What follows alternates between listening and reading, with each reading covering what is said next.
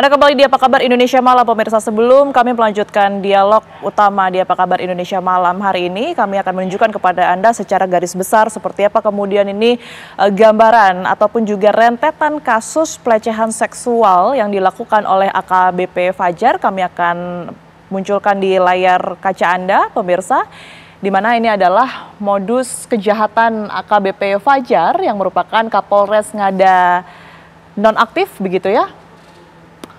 Ini pada tanggal 11 Juni 2024, pemirsa, AKBP Fajar memesan sebuah kamar hotel dengan identitas atau fotokopi SIM miliknya.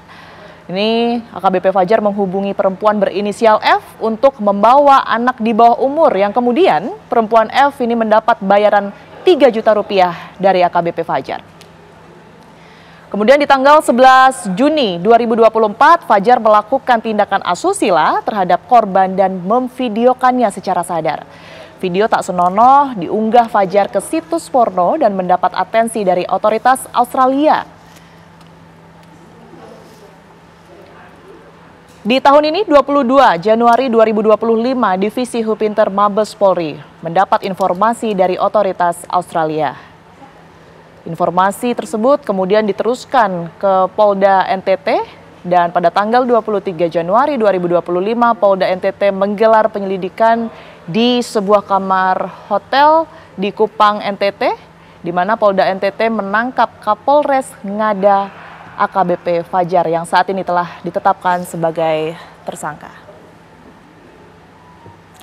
Dan ini untuk korban pencabulan Kapolres Ngada, pemirsa. Terdapat 3 orang anak di bawah umur dan juga 1 orang dewasa. Yang pertama ini usia 6 tahun, ini adalah usia yang paling muda yang menjadi korban. Kemudian korban kedua adalah usia 12 tahun dan juga korban ketiga perempuan berusia 14 tahun. Kemudian juga selain 3 orang di bawah umur, ini juga ada 1 wanita dewasa berusia 20 tahun. Yang menjadi korban dari aksi bejat AKBP Fajar. Dan berikut kronologi ungkap kasus asusila Kapolres Ngada nonaktif, di mana bulan Januari 2025 Divisi Hubungan Internasional Hupinter Polri mendapat laporan dari Kepolisian Federal Australia terkait video porno yang diunggah di situs porno berasal dari kota Kupang, NTT. Di tanggal 22 Januari 2025, Hupinter Polri meneruskan informasi tersebut ke Direskrimum Polda NTT. 23 Januari, Polda NTT menyelidiki dan mendatangi langsung hotel tempat kejadian perkara. Di hari yang sama, penyidik Polda NTT memeriksa data tanggal 11 Juni 2024 dan didapati barang bukti dari rekaman CCTV berupa pakaian anak bermotif love pink dan video kekerasan seksual.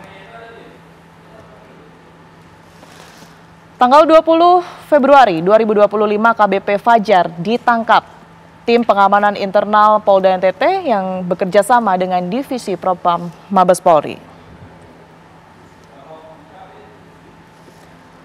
Baik, saya akan langsung ke Pak Asmi. Pak Asmi, kalau dilihat dari statusnya ya, ini kan beliau ini adalah anggota polisi, tadinya berpangkat AKBP, nggak main-main begitu. Ini nanti alurnya akan seperti apa jika memang kita akan balik-balik lagi ke apa yang kemudian kita inginkan semua, diminta oleh publik, dihukum sekeras-kerasnya, hukuman kebiri, bahkan hukuman mati, begitu ya?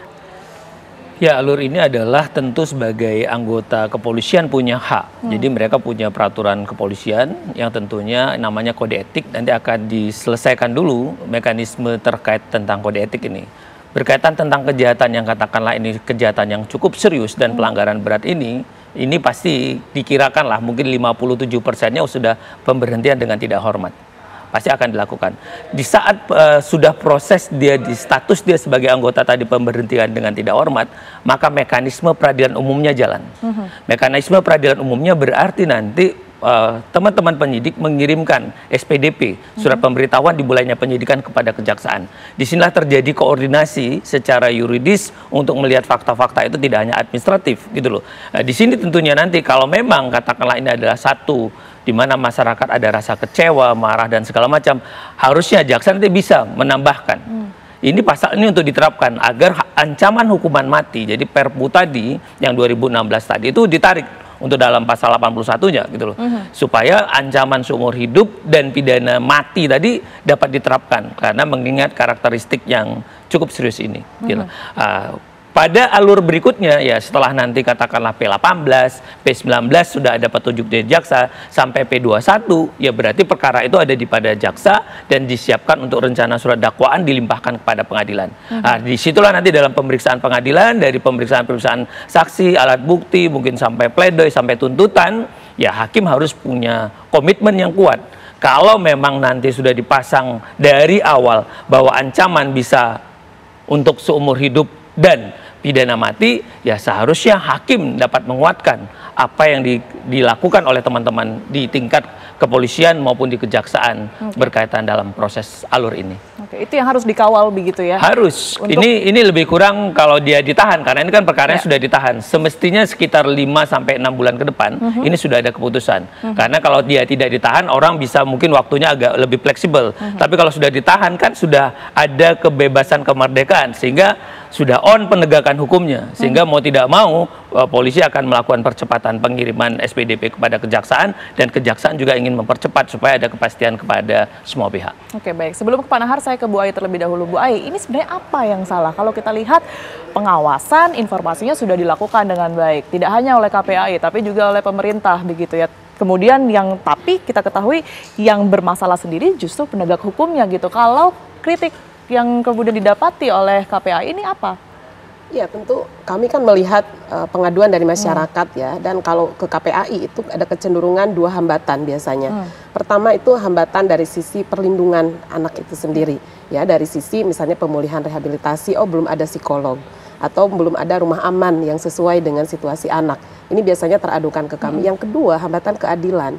Biasanya ada upaya damai, ada upaya untuk meminimalisir misalnya ya tuntutan, dan bahkan ya memang masih ada misalnya relasi yang itu kemudian memberi keringanan gitu ya kepada proses hukum, dan bahkan proses hukum tidak berjalan pun masih ada ditemukan. Nah tentu kalau kami memiliki data justru siapa sih lebih banyak pelaku dari pelanggaran hak anak, terutama pada aspek kekerasan misalnya. Selain anak yang orang tua atau yang dikenal oleh anak ya, itu baik dari sisi di ranah domestik, keluarga, kemudian di ranah sekolah, para pendidik, juga memang aparat masuk menjadi salah satu diantaranya. Mau itu aparat pemerintah misalnya secara sipil ya, kepala desa, tingkat RT RW, itu kami tercatat siapa yang pelaku pelanggaran hak anak terutama pada kekerasan seksual, dan sampailah pada aparat penegak hukum. Itu ada 5 besar yang menjadi pelaku di kami. Nah tentu kami melihat memang situasi ini kerap terhadap anak karena ada kerentanan dan aksesibilitas dari atribusi para aparat penegak hukum. Misalnya mereka bisa kapanpun mengakses anak gitu ya, dan dia sebagai jabatan publik yang ini tentu saja bagi anak-anak, bagi kita semua lah, bahkan mereka kan memberikan perlindungan, memberi aspek keamanan, bukan sebaliknya, justru mereka malah melakukan tindakan-tindakan yang betapa merugikan. Nah pada aspek inilah saya kira filosofis pemberatan yang tadi disampaikan gitu ya harus menjadi pertimbangan utama, dan bahkan petunjuk nanti di tingkat kejaksaan, sehingga betul-betul komitmen hukum ini ya bukan hanya di atas kertas, tapi lihat dong fakta yang terjadi gitu, keberulangan, dan terus anak-anak menjadi tereksploitasi sedemikian rupa pada sisi kerentanan mereka yang mungkin dalam aspek keputusan belum sepenuhnya ya bisa dipertanggungjawabkan, kemudian kerentanan dia betapa banyak diakses dari orang-orang tertentu untuk bertemu dengan anak-anak ini, dan bahkan ya atribusi sebagai jabatan publik misalnya yang relasi kuasanya begitu besar terhadap anak.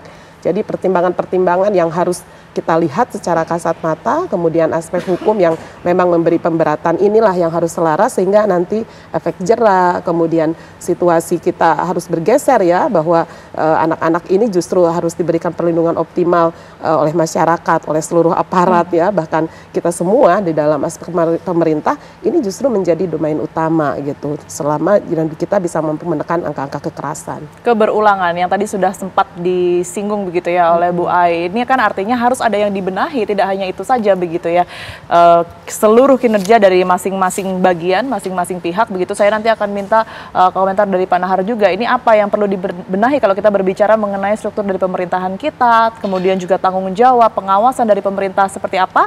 Tapi dijawab usai jeda, Pak Nahar, kami akan kembali sesaat lagi untuk Anda.